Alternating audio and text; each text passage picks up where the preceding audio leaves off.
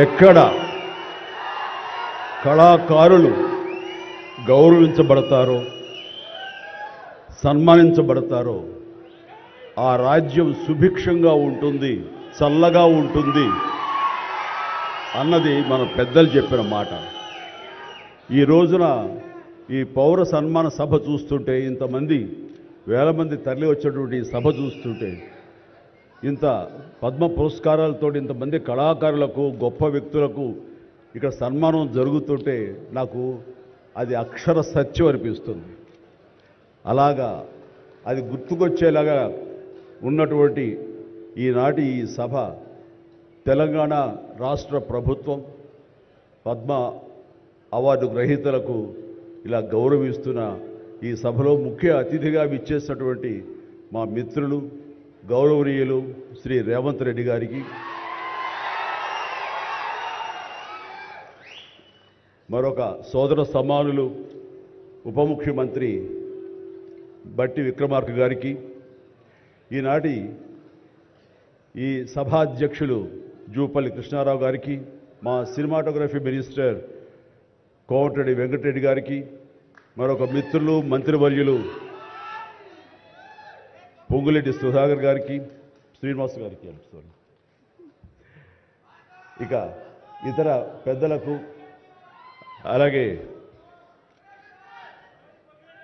CS chief secretary Shanthakumar గారికి, ఇతర అధికారులకు, ముఖ్యంగా ఈ సభ ఇంత నిండుదనంగా ఇంత హుందాగా ఉంది అంటే కారణం తెలుగుదనానికి, తెలుగు వేష భాషలకి హుందాతనం తీసుకొచ్చి తెలుగుదనానికి నిలువెత్తు నిదర్శనంగా నిలబడి ఉండేటటువంటి గొప్పవారు, మేము ఆరాధించేవాళ్ళు మన మాజీ ఉపరాష్ట్రపతి శ్రీ వెంకయ్య నాయుడు గారికి, ఇక్కడ విచ్చేసినటువంటి ఆహ్వానితులకు, కళాభిమానులకు, సినీ అభిమానులకు, నా అభిమానులకు అందరికీ హృదయపూర్వక నమస్కారాలు తెలియజేసుకుంటాను.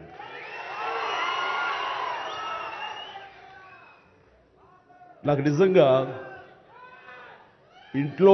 మా ఇంట్లో అడిగారు, పద్మ విభూషణ్ అవార్డు అనౌన్స్ చేయగానే చాలా ఆనందంగా, ఎంత ఆనందపడుతున్నారు ఏంటంటే, నిజంగా పద్మభూషణ్ అవార్డు వచ్చినప్పుడు నాకు ఉన్న ఆనందం అంతా ఇంత కాదు.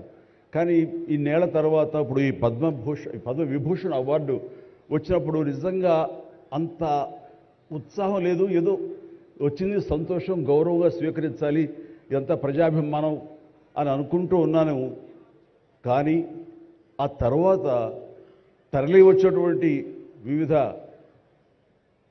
ప్రాంతాల నుంచి మనుషులు కానివ్వండి, వ్యక్తులు, అభిమానులు, సినిమా పరిశ్రమ నుంచి కానివ్వండి, రకరకాల అసోసియేషన్స్ కానివ్వండి, అలా ఎంతోమంది రాజకీయ ప్రబుద్ధులు కానివ్వండి, అందరూ గత వారం రోజులుగా ఎడతెరిపి లేకుండా వాళ్ళు ప్రశంసలు కురిపిస్తున్నారంటే ఆ ఆనందం ద్విగుణీకృతమైంది. ఎంతో ఉద్వేగానికి, ఎంతో ఇదిగా అయ్యింది. అవార్డు ఇవ్వని అభిమానం, అవార్డు ఇవ్వని ఉత్సాహం, ప్రోత్సాహం మీ కరతాళ ధ్వనుల ద్వారా, మీ ప్రశంసల ద్వారా ప్రతి ఒక్కళ్ళు మనసారా ఆశీర్వదిస్తుంటే, చాలు ఈ జన్మ, ఇది పూర్వజన్మ సుకృతం, ఎప్పుడో చేసుకున్న పుణ్యఫలం, మా అమ్మానాన్నలు వాళ్ళకి జన్మించేందుకు వాళ్ళు చేసిన పుణ్యఫలం నాకు ఈ విధంగా సంక్రమించిందంటూ నేను నిజంగా మనసు స్పందించి అలా భావిస్తాను. అదే మీ ముందు ఉంచుతున్నాను. ఇక నాకు తెలిసి ప్రప్రథమంగా అవార్డులు అనౌన్స్ చేసిన వెంటనే ఒక ప్రభుత్వం స్పందించి వారికి ఈ రకంగా సన్మానం చెయ్యాలి అనే భావం రావటం అన్నది బహుశా ఎప్పుడు జరగలేదు. ఇదే మొట్టమొదటిసారి జరిగింది. దానికి ప్రధానమైన కారణం యువకులు, డైనమిక్ లీడర్ మన ముఖ్యమంత్రి రేవంత్ రెడ్డి గారు, అలాగే వాళ్ళ సహచర మంత్రి వర్యులు, వీళ్ళందరూ ఒక్కడిగా అనుకుని స్పందించిన మనసుతోటి మన వాళ్ళని మనం గౌరవించుకోకపోతే ఎలాగ గౌరవించుకోవాలి అంటూ అన్నది నిజంగా చెప్తాను. సభాముఖంగా వారికి నా హృదయపూర్వక ధన్యవాదాలు తెలియజేస్తాను. అంటే సన్మానాలకి ఇక్కడ నేనున్న కానీ మన వెంకయ్యనాయుడు గారు కానీ ఇతర పద్మ అవార్డీస్ కానీ ఎవరు కొత్త ఏం కాదు, వాళ్ళు రకరకాలుగా విధాలుగా వాళ్ళు సన్మానించబడుతూ ఉంటారు. కానీ సరిగ్గా ఇలాంటి సమయంలో ప్రభుత్వం ముందుకు రావడం అన్నది వారు ఈ కళాకారులకి కళలకి వారు ఇస్తున్న ప్రాముఖ్యతకి నిజంగా మనస్సు స్పందించి నేను నా అభినందనలు తెలియజేస్తున్నాను. ఇందులో భాగంగా నిన్న మొన్న ముఖ్యమంత్రి గారు అనౌన్స్ చేశారు, ఇక్కడ నంది అవార్డ్స్ అనేవి ఒకప్పుడు ఇస్తూ వచ్చాము. నంది అవార్డ్స్ అనేది తర్వాత అదేదో గత చరిత్రలాగా అయిపోయి మాకు అందరికీ చిన్న డిసప్పాయింట్మెంట్ ఉంది అటు ఇరు రాష్ట్రాల్లో కూడా. అరే కళాకారులు ఇంత నెగ్లెక్ట్ చేస్తున్నారు, ఇంత నిర్లక్ష్యపరుస్తున్నారు, ఎందుకు ఉత్సాహపరచట్లేదు? అది పెద్ద గొప్ప విషయం కూడా కాదు అది. అండ్ అది ఇస్తే కనుక చాలామంది చాలా ఉత్సాహం ఉంటుంది, ఆ ప్రోత్సాహంతో మరింత ముందుకెళ్తారు. తద్వారా ఎన్నో సినిమాలు కానీ నాటకరంగం కానీ ఇవన్నీ అభివృద్ధి చెందుతాయి. తద్వారా ఎంతోమందికి ఎంప్లాయ్మెంట్ కానివ్వండి, ఎంతోమంది ప్రోత్సాహం కళాకారులు ఇంకొంచెం రావడం కానివ్వండి. ఆ రకంగా ఈ రోజున చూస్తే కనుక మన సినిమాలు ప్రపంచవ్యాప్తంగా ముందుకెళ్తున్నాయంటే అలాంటి ప్రోత్సాహం అలాంటి ఉత్సాహం ఉండబట్టే. సో ప్రభుత్వ పరంగా కూడా అలాంటివి ఉంటే కనుక ఇది మరింత ముందుకెళ్ళడానికి అవకాశం ఉంది. అది గుర్తెరిగి ఈ రోజున ఆ అవార్డులు మళ్ళీ మనం రెజ్యూమ్ చేస్తాం, మళ్ళీ తిరిగి మళ్ళీ ఇస్తామని ఆ నిర్ణయం తీసుకోవటం, దానికి పేరు ప్రజా గాయకుడు. జీవితం అంతా కూడా రెవల్యూషనరీగా మార్పు తీసుకురావాలని ప్రయత్నించే నిరంతర శ్రామిక కళాకారుడు శ్రీ గద్దర్ గారు. గద్దర్ గారి పేరున అవార్డులు ఇవ్వటం అన్నది ఎంతో సముచితం, ఎంతో ఆనందం, ఎంతో ముదాహం.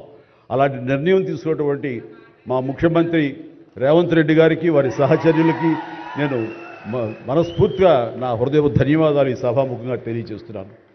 అండ్ ఇక్కడ నాకు ఈ అవార్డు రావడం ఆనందం, కానీ ఆనందం మరింతగా ఉండటానికి కారణం మేము చిన్నప్పటి నుంచి ఎంతో అభిమానించి ఆయన చూసుకుని ఇన్స్పైర్ అయ్యాం. వారే స్టూడెంట్ లీడర్గా ఉండి జయాంధ్ర కోసం అప్పట్లో స్టీల్ ప్లాంట్ కోసంగా ప్రయత్నం చేసినటువంటి వెంకయ్య నాయుడు గారు. ఆయన వైజాగ్ కాలేజీలో యూనివర్సిటీలో ఆయన స్టూడెంట్గా ఉన్నప్పుడు ఆయన ఇచ్చిన పిలుపుకి ఎక్కడో నర్సాపురంలో ఉండే మేమందరం స్పందించి స్ట్రైక్ చేయడం అనేది జరిగింది. ఆ రోజు నుంచి కూడా మాకు ఒక లీడర్ లాగా, మా నాయకుడిలాగా ఆయన మేము భావిస్తూ వచ్చి నన్ను అలాగా మేము ఎదిగాం. ఆయన అప్పటి నుంచి అబ్జర్వ్ చేస్తూనే ఉన్నాను. ఆయన వాగ్ధాటికి నేను పెద్ద ఫ్యాన్ని.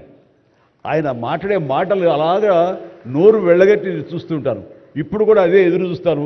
ఆయన ఎంత ఓపికగా మాట్లాడతారో తెలియదు, కానీ డెఫినెట్గా అలరిస్తారంటూ ఎలాంటి సందేహం లేదు. సో ఆ రోజు నుంచి ఈ రోజు వరకు కూడాను ఆయన రాజకీయంగా ఒక హుందాతనంతో రియల్ స్టేట్స్మెన్ ఇన్ పాలిటిక్స్ అన్నది ఆయన నిర్మాణాత్మకంగా అలా ముందుకెళ్తూ ఈ రోజున అత్యున్నతమైన పొజిషన్ మాజీ ఉపరాష్ట్రపతిగా ఆయన నిర్వహించి తన బాధ్యతలు చేశారు. కానీ ఆయన ఎప్పుడూ మదనపడుతుంటారు. నాతో కూడా ఆయన షేర్ చేసుకున్నారు. రాజకీయాలు రాను రాను ఇలాగా దుర్భాషలతోటి వ్యక్తిగత విమర్శలతోటి ఇలా దిగజారిపోతున్నాయి చిరంజీవి గారు. ఇది కాదు, ఇది ఆ హుందాతనం ఉండాలి. ఉండి కూడా ఎన్ని సాధించాం మేము. అది ఇదవుతున్నట్టు ఎంత మదన పడుతున్నారంటే వన్ కూర్చున్నప్పుడు ఆయనతో నాతో చెప్పినప్పుడు ఇప్పుడు కూడా అలాగే అయిపోతుంది. అలా అవ్వకుండా ఉంటే బాగుంటుంది అంటే అలాంటి అవ్వకుండా ఉంటే బాగుంటుందన్న ప్రయత్నంలో నేను కూడా మిమ్మల్ని ఇన్స్పిరేషన్గా తీసుకుని నేను వెళ్ళినవాడేనండి. కానీ ఆ ధాటికి ఆ మాటలకి మాట పడటం మాట అనటం ఇది నా వల్ల కాదు, మీలాగనే. కాబట్టి నేటి రాజకీయాల్లో మనం ఏమైనా అన్ఫిట్ అంటారా? లేకపోతే మనలాంటి వాళ్ళు ఇలాగా ఎగైన్ ప్రతిసారి ప్రతి చోటని చెబుతూ ఉంటే ప్రజలు వాళ్ళు మోటివేట్ అయ్యి అలా దుర్భాషలాడి రాజకీయంగా వ్యక్తిగతంగా విమర్శ చేసే వాళ్ళు కానీ తిప్పి కొట్టగలిగితే ఖచ్చితంగా మీరనుకున్నది నేను అనుకున్నది జరిగి తీరుతుందండి. ఒక వాజ్పేయి గారు ఆ రోజుల్లో స్టేట్స్ మ్యాన్ అంటారు.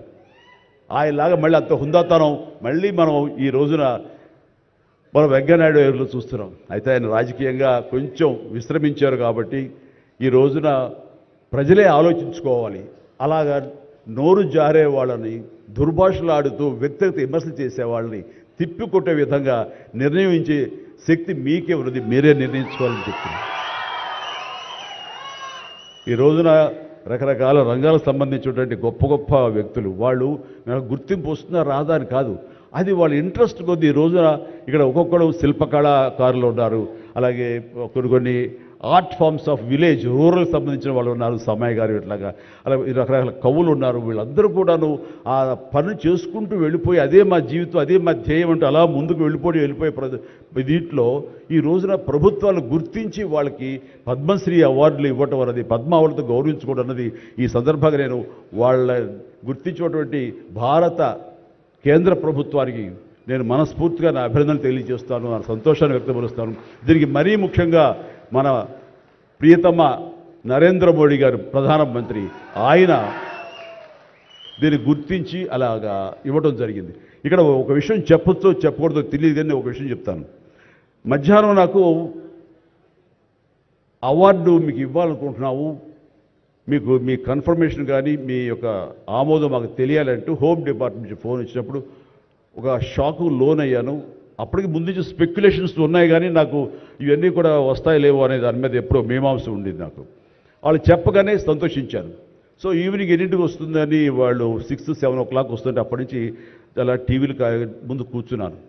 సో కొంతసేపు చూసేసరికి రాలేదు ఆ వచ్చినాయి అని గబగ నేను సర్దుకొని కూర్చుంటే ముందు పద్మశ్రీ అవార్డులు ఒక 34-36 వచ్చినాయి. ఆ తర్వాత నెక్స్ట్ మందే కదా అనుకుంటూ అందరూ సర్దుగా రెండు పిల్లలు గొడవ చేయకుండా కూర్చోండి ఇష్యూగా నా పేరు వస్తుంది అంటూ కూర్చాను. అరగంట అయింది రాలేదు, గంట అయింది రాలేదు, గంటన్నర అయింది. ఓరి బాబోయ్ ఏంటిది, ఏదైనా మళ్ళీ ఏమైనా మారుస్తారా, మనకి వచ్చే అవకాశం లేదని చిన్న మీమాంసలో ఉన్నారు. ఆ తర్వాత వచ్చిందనుకోండి. ఆ తర్వాత ఇదే డౌట్ నేను మన వెంకయ్యనాయుడు గారి ఇంటికి వెళ్ళి నేను ఆయన గౌరవంగా ఆయన సన్మానించుకున్నప్పుడు ఆయన ముందు చెబితే ఇదంతా కూడా నరేంద్ర మోడీ గారు ఒక ఆలోచన అండి. పద్మశ్రీ అవార్డులు చాలా బడుగు బలహీన వర్గాలకు సంబంధించినటువంటి చిన్న స్థాయి కళాకారులకు వచ్చింది. ఒకేసారి వెంకయ్యనాయుడు గారి పేరు, చిరంజీవి పేరు, పద్మ సుబ్రహ్మణ్యం పేరు, వైజయంతిమాల బాలి పేరు వస్తే కనుక అది సుస్పష్ట, అది ప్రముఖంగా వేసేస్తారు. అలా వేసినప్పుడు వీళ్ళ గురించి ఎవరు చెప్పుకుంటారు? కాబట్టి వీళ్ళ గురించి చెప్పుకోవాలి అంటే గంటన్నర టైం మధ్యలో గ్యాప్ ఇవ్వండి. గంటన్నర వరకు వాళ్ళ గురించి చర్చ జరుగుతుంది. వాళ్ళు ఎవరు అంటారు, ఇక్కడ సమ్మయ్య ఎవరు, ఆచార్య గారు ఎవరు, ఇలా పేర్లని చెప్పుకుంటూ వాళ్ళ గురించి ఆలోచిస్తారు, చర్చించుకుంటారు. వాళ్ళకి గుర్తింపు వస్తుంది.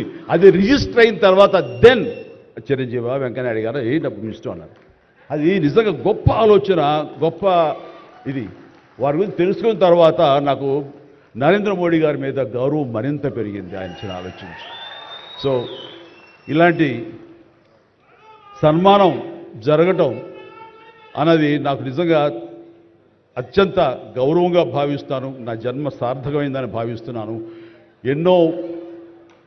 ఎన్నో కార్యక్రమాలు చేశాను. ఇది సినిమాల్లో రాణించిన కూడా సినిమాల్లో ఎంతో ప్రప్రథమ స్థానంలో ఎన్నో సంవత్సరాలు దశాబ్దాలుగా ఉండటమే కాకుండా ఆర్టిస్ట్కి సామాజిక బాధ్యత, సామాజికటువంటి సేవ చెయ్యాలి. అది నేను అనుకోను కాదు, ఏమీ కాదు, నాకు అనిపించి నా అభిమానులు అందరూ కలిపి వాళ్ళు ఎంతసేపటికి సినిమా థియేటర్లకో వాల్ పోస్టర్లకో పాలాభిషేకాలకో వీటి కొట్టుకోవడాలు వీటికి ఉండేటటువంటి కల్చర్ని మనం మార్చాలి అనే ఉద్దేశంతో వీళ్ళందరూ శక్తివంతులు. ఇలాంటి శక్తిని అన్గైడెడ్ మిస్సైల్లా ఉండకుండా దీని అన్నింటి ఛానలైజ్ చేస్తే కనుక వీళ్ళ చేత సత్కార్యాలు మనం చేయించుకోవచ్చు అనే భావం నాకు లేట్ 90s వచ్చింది. అందులో భాగంగా ఆ రోజున బ్లడ్ దొరకక ఎంతోమంది మరణిస్తున్నారని తెలిసిన తర్వాత ఇంతమంది ప్రజానీకం ఉండి కేవలం బ్లడ్ అనేది హాస్పిటల్లోనో లేకపోతే ఫార్మస్యూటికల్స్లోనో దేడు దొరకదు మనకి. అది ఇంకో మనిషికి ఇస్తేనే దొరుకుతుంది. అలాంటిది మనుషుల్లో ఇన్స్పైర్ చేయక వాళ్ళు స్పందింపచేసే విధంగా ఎవరు ముందుకు రాక జరుగుతుంది. కాబట్టి నేను ఎందుకు చేయకూడదు? నా అభిమానులు అనేవాళ్ళు ప్రాణం ఇస్తామంటారు. ప్రాణం వద్దు, రక్తం ఇవ్వండి అంటూ నేను 25 సంవత్సరాల క్రితం ఇక్కడ బ్లడ్ బ్యాంక్ పెట్టిన తర్వాత ఈ ఉత్సాహం ఏమైనా పొంగులాగా ఉండి తర్వాత చల్లబడిపోతుందా అని అనుకున్నాను. కానీ లేదు, ఒక జీవనదిలాగా సాగుతూనే ఉంది. ఈరోజు కూడా మీ అందరి ప్రభావంతో ఎక్కడ మంచి కార్యక్రమం కానీ, పుట్టినరోజు కానీ, శుభకార్యం చేయాలన్న ప్రతి ఒక్కరు రక్తదానం కోసం ముందుకు వస్తున్నారు, రక్తదానం ఇస్తున్నారు అంటే కనుక దానికి ప్రప్రథమంగా నడుం బిగించింది నేను, నా అభిమానం చెప్పలో గర్వంగా ఉంది నాకు ఈ రోజుకి. అలాగే మన కరోనా క్రైసిస్ వచ్చినప్పుడు బయటికి వెళ్ళే అవకాశం లేదు, ఉపాధి లేదు, ఇంట్లో కట్టుబడి ఉండాలి.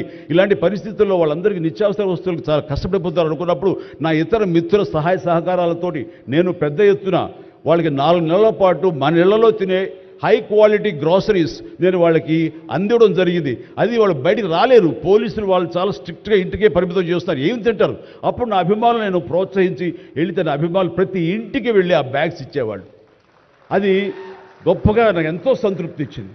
అలాగే ఆక్సిజన్ దొరకని పరిస్థితుల్లో, ప్రభుత్వాలు కూడా చేయలేని పరిస్థితుల్లో, హాస్పిటల్స్ అన్నీ కూడా చేతులు తీసిన పరిస్థితుల్లో నేను నా మిత్రుల సహకారంతో నేను స్వయంగా నా అభిమానులతో వారం రోజుల్లో 32 ప్లేసెస్లో ఆక్సిజన్ అందివ్వడం జరిగింది. అలాగే కాన్సన్ట్రేటర్స్ ఇవ్వడం జరిగింది. ఇవన్నీ కూడా ఏంటంటే చెయ్యాలని తపనతోటి, బహుశా ఇవన్నీ కూడాను నాకు ఈ రోజున ఈ అర్హత రావడానికి, ఈ అవార్డు రావడానికి నాకు దోహదపడిందేమో అనుకుంటున్నాను. భగవంతుడా ఇంకా నాకు ఈ శక్తి సామర్థ్యాలు ఇవ్వు, ఈ ఆలోచన ఇవ్వు.